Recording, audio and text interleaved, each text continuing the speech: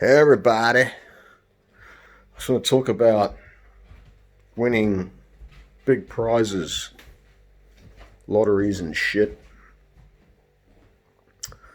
When people win big money, the stories out there that most of them end up fucked within a few years and back to square one or even bloody worse. Now, I'll give you an example of what I would do. If I want, I'm in one now.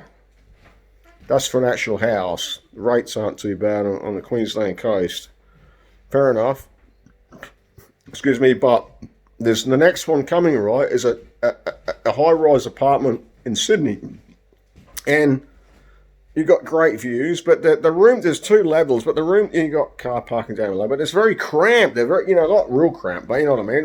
The rooms are very narrow, like bending around. You've got glass everywhere, and you can see the Sydney Harbour Bridge and the all that stuff, But the rates are so high that it's about what was it now? I think it was about $270 a week. So you still got to deal with that.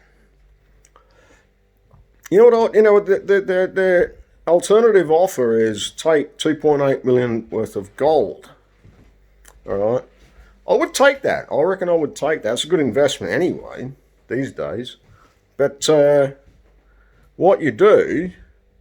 what I would do, right? I would buy at least six. I'd buy 6 investment properties for that amount of money. I reckon I could pull off 6.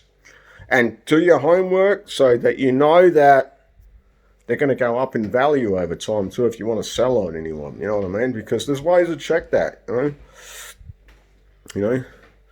Sometimes the foreclosure, or sometimes there's like a divorce between the man and his wife, or some woman he's with, and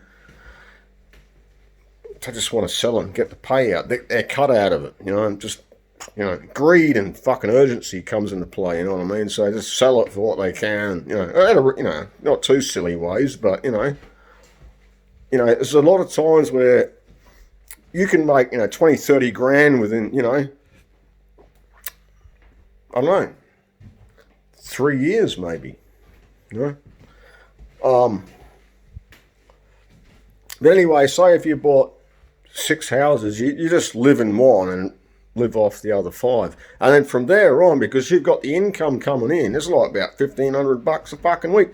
Now just say, right, oh fuck, I've got to deal with all this bullshit, right? That's where you pay the property manager. Property fucking manager covers all that fucking shit. Maintenance, the fucking works. And it might, say if you were pulling in $1,500 a week after tax or something, or even before tax, well, even if you had to pay $300 a week, there's still $1,200 a week you're living on, and you got your house, and the rates might be maximum, might only be $50 or $100 a week if you're living in the right place, like Adelaide or somewhere. It's not so fucked in the arse like bloody Sydney is, all right? You're set, man, and you're going to be able to build on that and buy more and more houses. Now, there's another thing that a lot of people don't think about, and that's lease options. With a lease option, now you see, some people just can't get into the property market because they can't fucking afford the house deposit. They just can't pull out the money. And with a lease option now, if you've got the house, well, someone's fucking house, right? What you do, you say, like, here's the deal, right? You give me a smaller deposit, like not what you'd have to pay normally for the fucking house, right? So you might get $5,000 off the fuckers, all right? That's the deposit. Excuse me. Then they're going to pay you $300 a week, maybe even $350 a week, all right? For the next 2, 3, 4 years, with an agreement to buy the house for X amount. So, you know, say if you bought the house for $300,000, they've agreed to buy it, and you make sure it's undervalued, right? So that's giving you an edge, right? Then they know that. The person that's going to buy it understands this, right? You've projected its growth through data and whatnot, to project to, you know, say $450,000 in 3 years' time.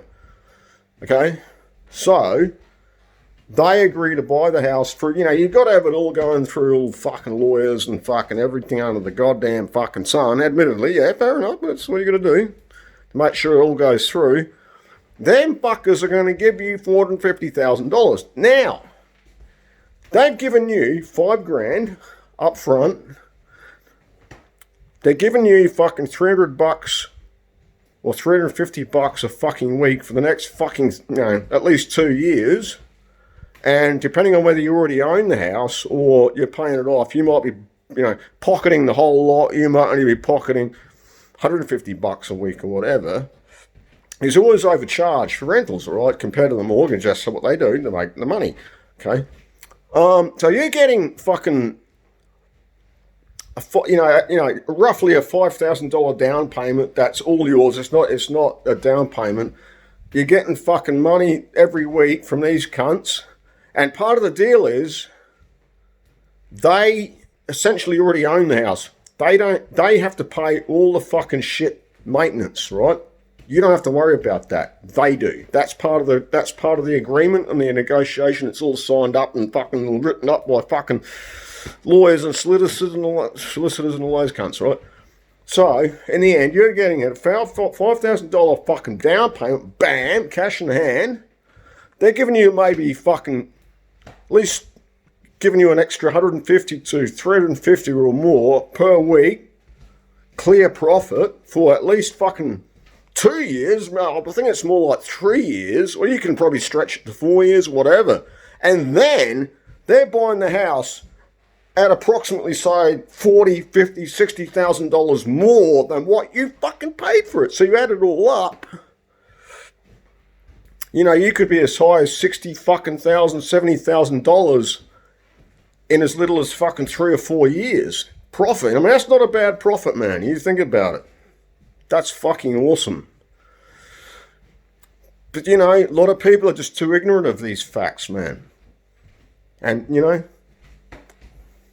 us suckers is having to pay fucking rent. We're trapped in a fucking houseo shitbox because that's all we can afford. Like, if I stay in my shitbox, I don't move on in my fucking life, don't get some fucking rock and roll happening, alright? I'll be stuck in here till I fucking die. That's the fucking reality. It's not the old girls, oh, the old man, oh, we save money on the pension. Yeah.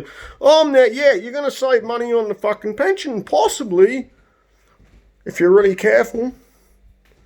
And you live in government housing and you're sharing the rent, two of yous, a white man and his wife, or whoever, a couple of people living in the fucking house or whatever. You know what I mean? Yeah, it's doable. And I just did a research on rents in Australia, $250 max per week, right?